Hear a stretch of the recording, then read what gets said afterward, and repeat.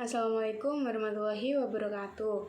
Perkenalkan, nama saya Zara Amalina Nabila dari 12 MIPA 6, nomor absen 37. Pada kesempatan kali ini, saya akan membuat video selama 20 menit dikarenakan nilai formatif saya pada bab 2, yaitu Sistem dan Struktur Politik dan Ekonomi Indonesia Masa Demokrasi Parlementer 1950 sampai 1959 berada di bawah KKM. Pertama-tama, saya akan menjelaskan mengenai sistem pemerintahan. Setelah dibubarkannya RIS, sejak tahun 1950, RI melaksanakan demokrasi parlementer yang liberal dengan mencontoh sistem parlementer barat, dan masa ini disebut masa demokrasi liberal. Indonesia dibagi menjadi 10 provinsi yang memiliki otonomi dan berdasarkan Undang-Undang Dasar, sementara tahun 1950 juga bernafaskan liberal. Akibat pelaksanaan konstitusi tersebut, pemerintah RI dijalankan oleh suatu Dewan Menteri, Kabinet yang dipimpin oleh seorang Perdana Menteri dan bertanggung jawab kepada Parlemen DPR. Sistem politik pada masa demokrasi liberal telah mendorong untuk lahirnya partai-partai politik.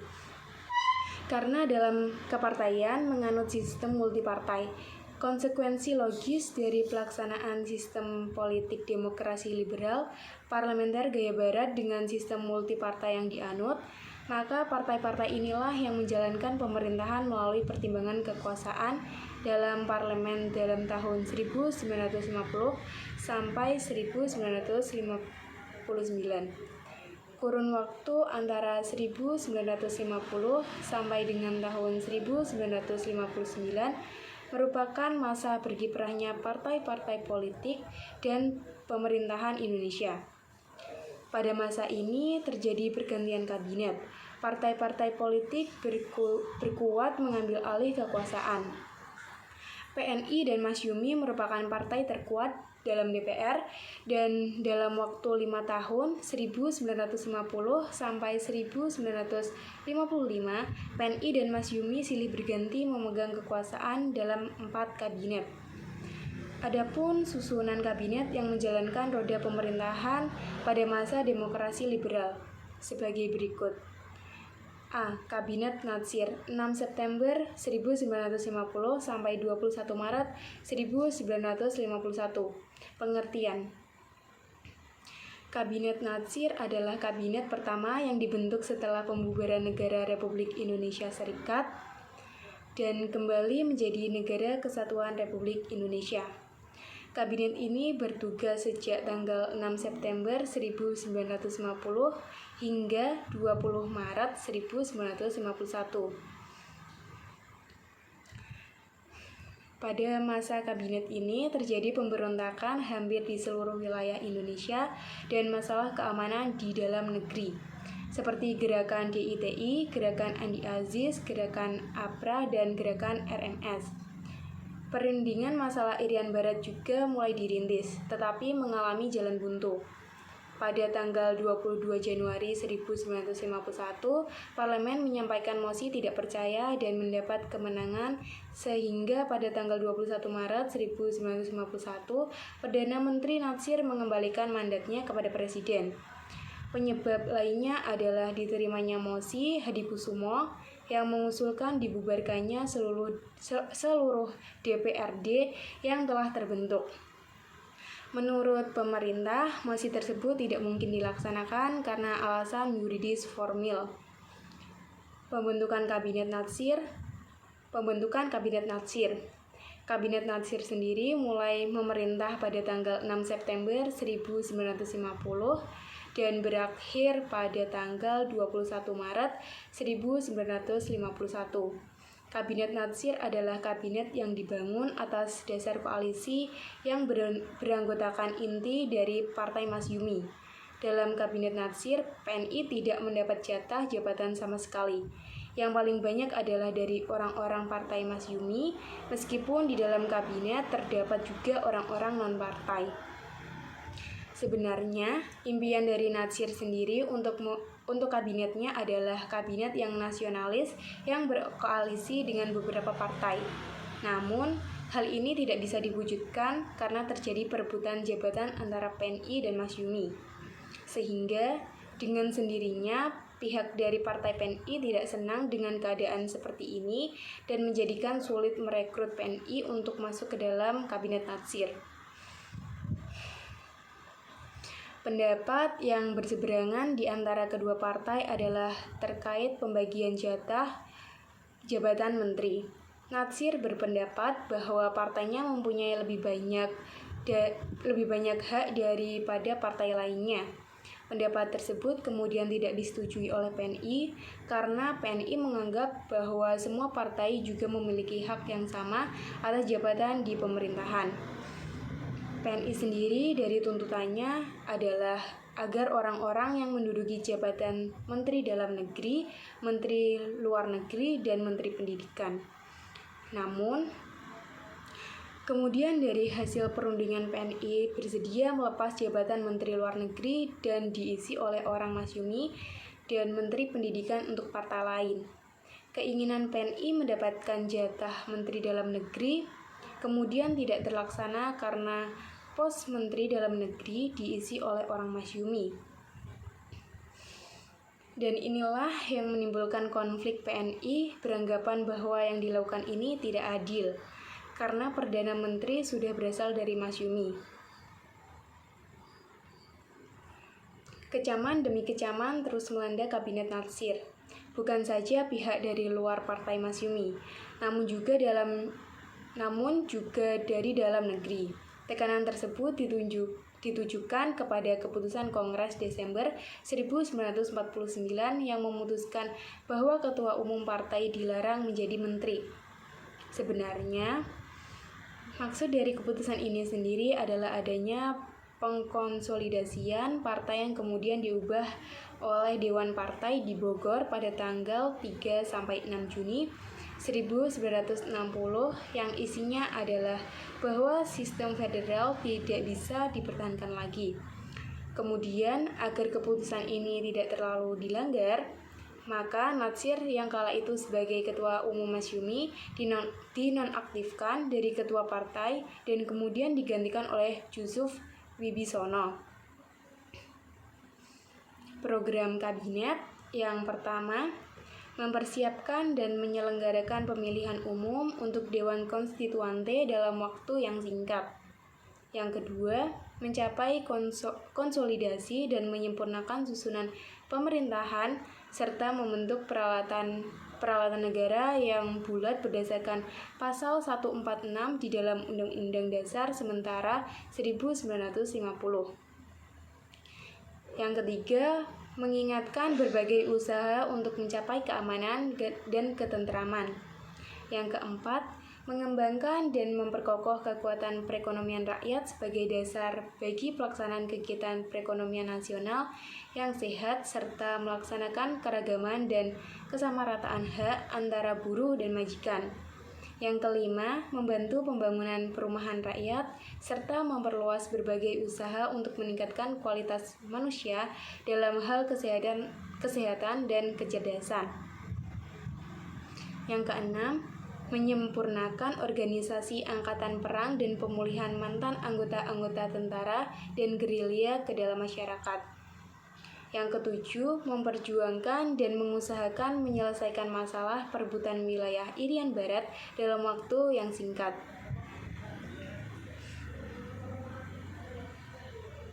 Pencapaian Kabinet Natsir dalam menjalankan tugas pemerintahan, sebuah kabinet bisa meraih pencapaian tertentu. Meski secara keseluruhan mungkin ada yang menilai gagal, setidaknya tetap ada 1 atau 2 program atau agenda yang bisa dilakukan atau mencapai target, atau setidaknya bisa memperbaiki suatu kondisi menjadi lebih baik. Begitu halnya dengan Kabinet Natsir, tentu dalam kurun masa kekuasaannya memiliki pencapaian prestasi dan keberhasilan yang berhasil didapatkan. Di bawah ini adalah beberapa pencapaian Kabinet Natsir dalam masa kekuasaannya. Keberhasilan yang dicapai Kabinet Natsir yang menonjol diantaranya adalah di bidang ekonomi, yang di situ ada Sumitra Plan, yang berhasil mengubah ekonomi pada awalnya adalah ekonomi kolonial menjadi ekonomi nasional. Selain itu, Indonesia juga berhasil masuk PBB dan terjadi perundingan antara Belanda dan Indonesia mengenai masalah Irian Barat untuk pertama kalinya. Meski memiliki beberapa keberhasilan, namun program kerja Kabinet Natsir bukan tanpa kendala atau masalah. Ada beberapa kendala dan masalah yang harus dihadapi oleh Kabinet Natsir untuk menjalankan dan mensukseskan program kerjanya. Pada program di bidang ekonomi, dalam penerapan Sumitra Plan tidak bisa berjalan dengan maksimal. Hal ini karena para pengusaha yang diberikan bantuan banyak diselewengkan sehingga banyak yang tidak mencapai sasarannya. Kemudian upaya perjuangan dan diplomasi mengenai masalah Irian Barat mengalami kebuntuan alias mengalami kegagalan. Selain itu, Kabinet Natsir nampaknya belum bisa terlepas dari masalah keamanan yang berupa masih adanya pemberontakan yang hampir menyerang seluruh wilayah Indonesia.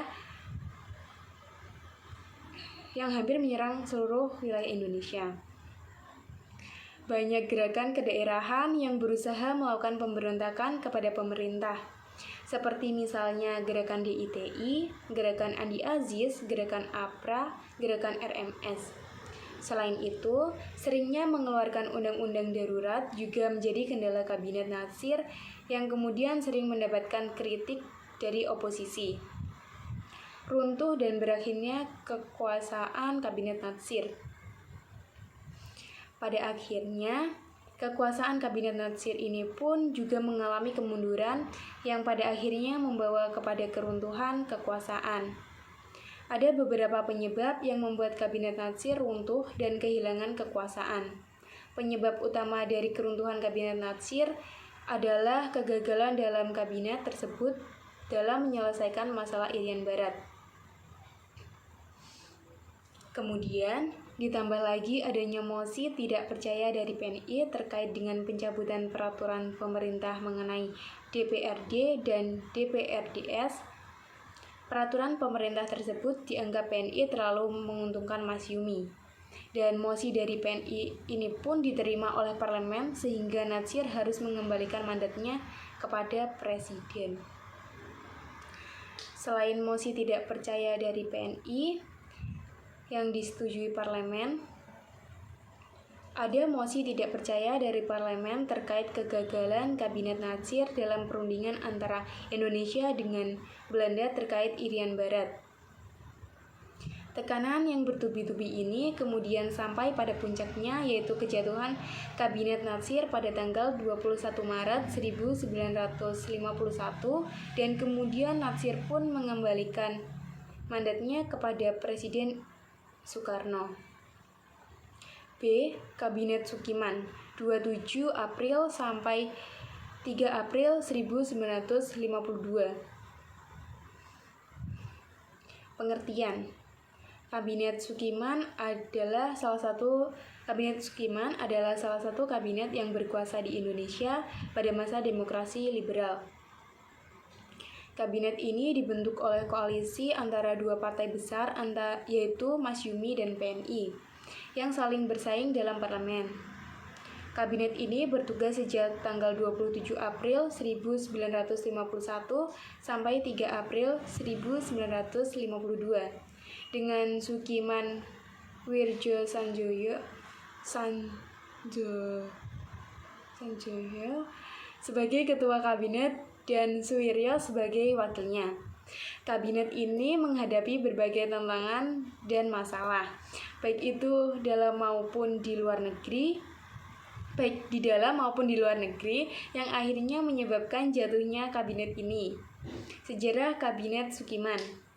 Kabinet Sukiman dibentuk setelah kabinet sebelumnya, yaitu Kabinet Natsir, mengundurkan diri karena tidak mendapat dukungan dari mayoritas anggota parlemen. Presiden Soekarno kemudian menunjuk Mr. Sartono dari PNI sebagai formatur untuk membentuk kabinet baru.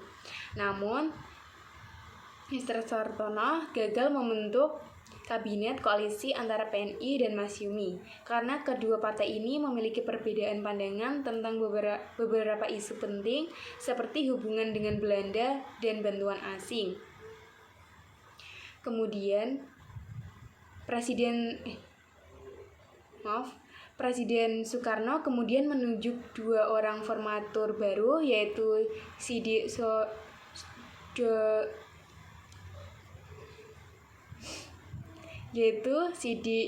Djoyo Soekarto dari PNI dan Sukiman Wiryasanjoyo dari Masyumi. Setelah melakukan perundingan, mereka berhasil mengumumkan susunan kabinet baru pada tanggal 26 April 1951.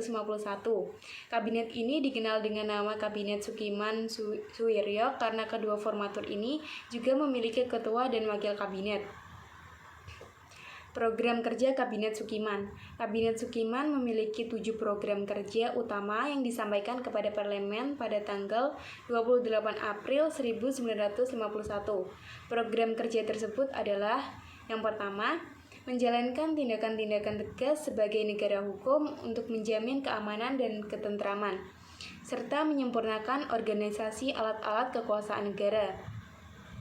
Yang kedua, membuat dan melaksanakan rencana kemakmuran nasional dalam jangka pendek untuk mempertinggi sosial ekonomi rakyat, membaharui hukum agraria sesuai kepentingan petani, dan mempercepat usaha penempatan bekas pejuang dalam lapangan pembangunan. Yang ketiga, menyelesaikan persiapan pemilu untuk membentuk konstituante dan menyelenggarakan pemilu dalam waktu singkat. Yang keempat, mempercepat otonomi daerah. Yang kelima, menyiapkan undang-undang tentang pengakuan serikat buruh dan perjanjian kerja sama kolektif. Yang kelima, menyiapkan undang-undang tentang pengakuan serikat buruh dan perjanjian kerjasama.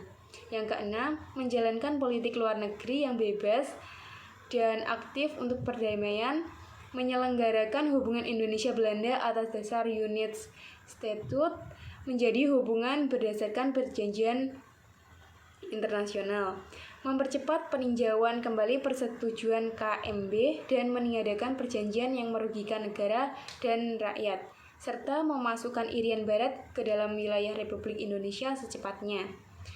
Yang ketujuh, meningkatkan kesejahteraan dan kesehatan rakyat. Jatuhnya Kabinet Sukiman. Kabinet Sukiman mengalami berbagai kesulitan dalam menjalankan program kerjanya. Beberapa faktor penyebab jatuhnya Kabinet Sukiman. Yang pertama, adanya perbedaan pandangan antara Masyumi dan PNI tentang hubungan dengan Belanda, terutama terkait dengan status Irian Barat. Masyumi menginginkan agar Irian Barat segera dimasukkan ke dalam wilayah Indonesia, sedangkan PNI bersikap lebih lunak dan bersedia melakukan perundingan dengan Belanda.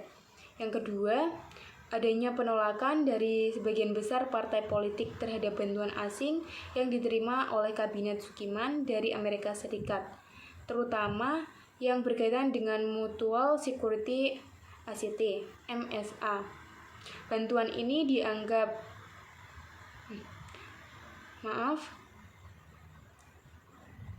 Amerika Serikat, terutama yang berkaitan dengan Mutual Security ACT,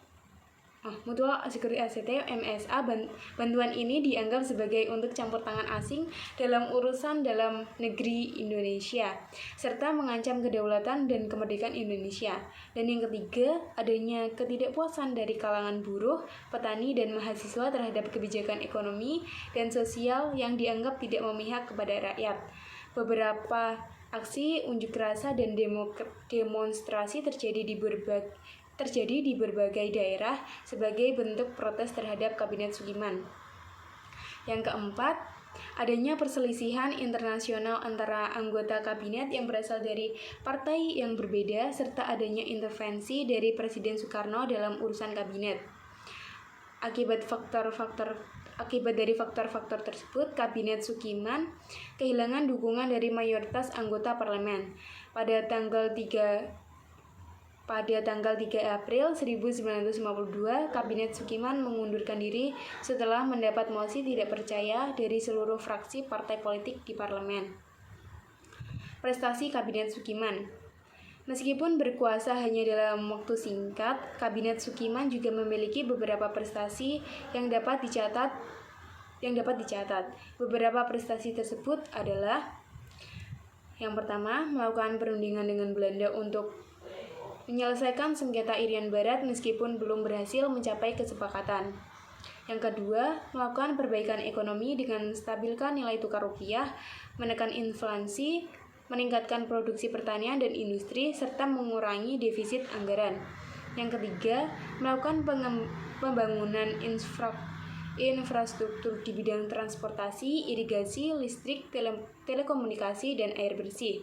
Yang keempat, melakukan reformasi agraria dengan menerbitkan Undang-Undang Pokok Agraria pada tahun 1951 yang bertujuan untuk memberikan hak milik tanah kepada petani dan menghapus sistem tanam paksa. Yang kelima, melakukan reformasi pendidikan dengan menerbitkan Undang-Undang Dasar Pendidikan Nasional pada tahun 1951 yang bertujuan untuk menyelenggarakan pendidikan nasional yang demokratis, nasionalis, dan berdasarkan Pancasila. Dan yang keenam, melakukan reformasi sosial dengan menerbitkan Undang-Undang Kesejahteraan Sosial pada tahun 1951 yang bertujuan untuk memberikan perlindungan sosial kepada rakyat miskin, sakit, cacat, tua, yatim piatu, dan lain-lain. Sekian dari saya. Bila ada kurang lebihnya, saya mohon maaf. Assalamualaikum warahmatullahi wabarakatuh.